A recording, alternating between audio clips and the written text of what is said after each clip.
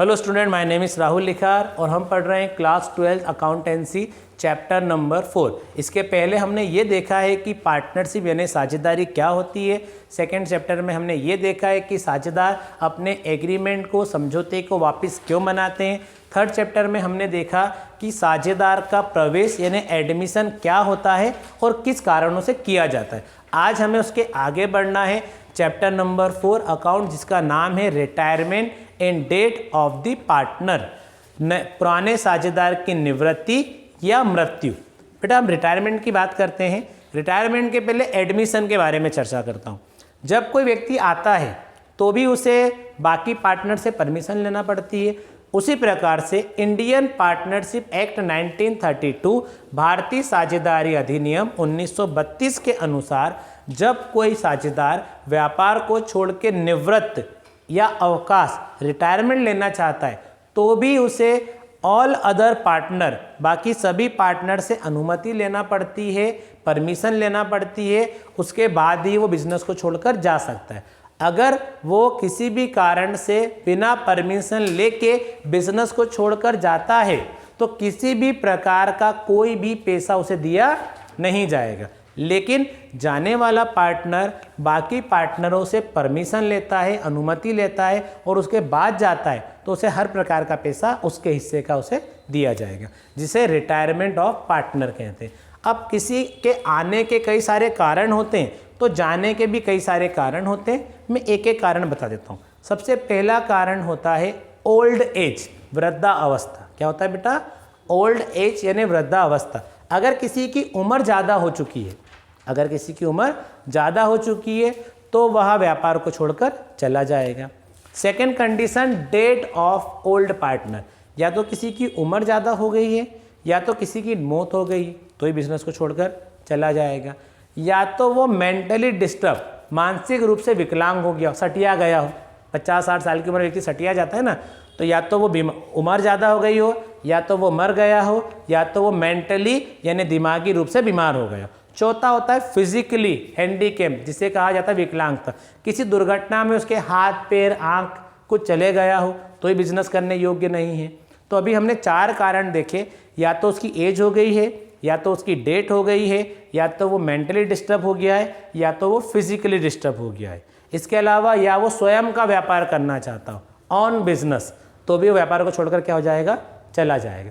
या वो other business करना चाहता हो, स्वयं का व्यापार करना चाहता हो तो भी चला जाएगा। अदर बिजनेस, दूसरा व्यापार करना चाहता है तो भी चला जाएगा।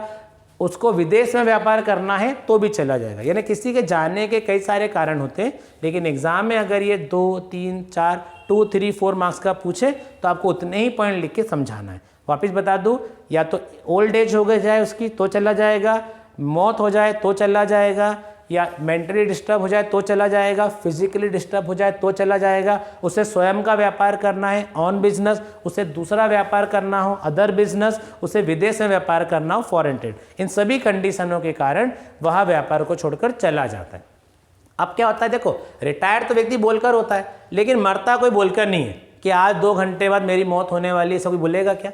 कोई भी नहीं बोलेगा।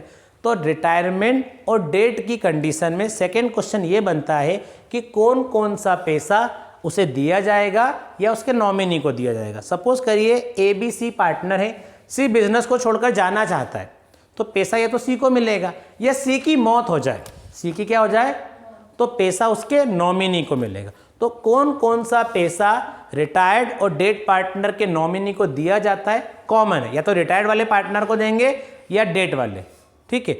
या कौन कौन सा पैसा उसे लिया जाता है, ये प्रैक्टिकल में ज़्यादा आता है, लेकिन आप सुनिएगा। सबसे पहला पैसा उसे दिया जाता है कैपिटल यानी पूंजी।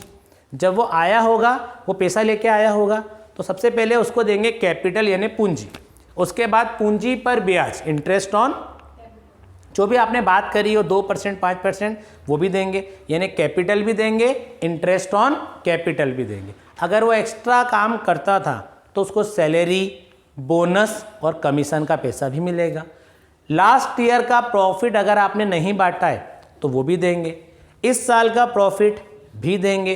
कोई पैसा आपने जोड़ के रखा है कैपिटल रिजर्व या जनरल रिजर्व में, सामान्य संचय या पूंजी संचय में, वो भी पैसा उसे देंगे। और गुडविल का पैसा भी उसे देंगे। वापस रिपीट कर रहा हूँ मैं, कैपिटल यानी पूंजी, पूंजी पर ब्याज, interest on capital, salary, bonus, commission, last year का प्रॉफिट, पिछले वर्ष का लाभ, इस साल का लाभ, जो पैसा आपने जोड़ के रखा हो, जनरल रिजर्व या कैपिटल रिजर्व या जो उसके नाम का पैसा है जिसे गुडविल कहते हैं, ये सारा पैसा उसे दिया जाता है। अब कौन कौन सा पैसा उससे मांगा जाता है या काटा जाता है? तो ड्राइंग के पहले कौन सा काटा जाता है?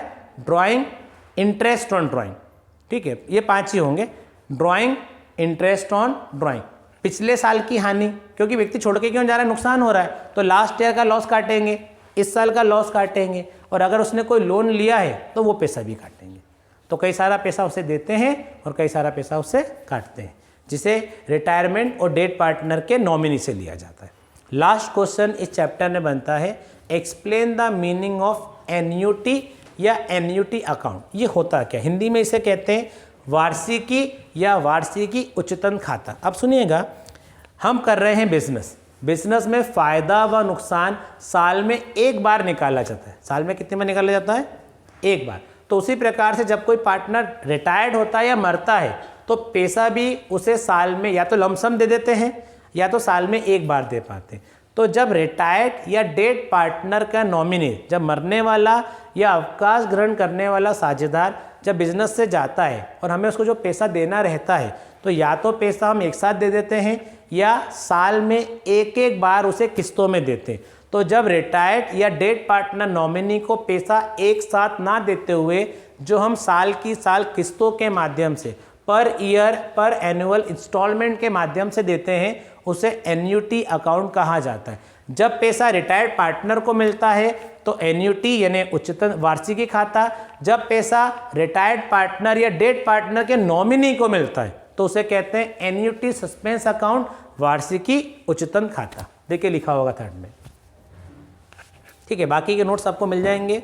3 क्वेश्चन में हमने ये देखा, पहला क्वेश्चन कि रिटायर्ड पार्टनर क्यों होता है, उसकी कंडीशन क्या है। सेकंड में हमने देखा कि रिटायर्ड और डेड पार्टनर के नॉमिनी को कौन कौन सा पैसा दिया जाता है और लिया जाता है। और थर्ड क्वेश्चन में हमने देखा कि पैसा किसे देते हैं, जब साल में एक बार देते हैं, किस्तों में देते हैं, तो उसे एन्युटी अकाउंट यानी वार्षिकी खाता कहते हैं। थैंक यू सो मच, मिलेंगे नेक्स्ट क्लास में।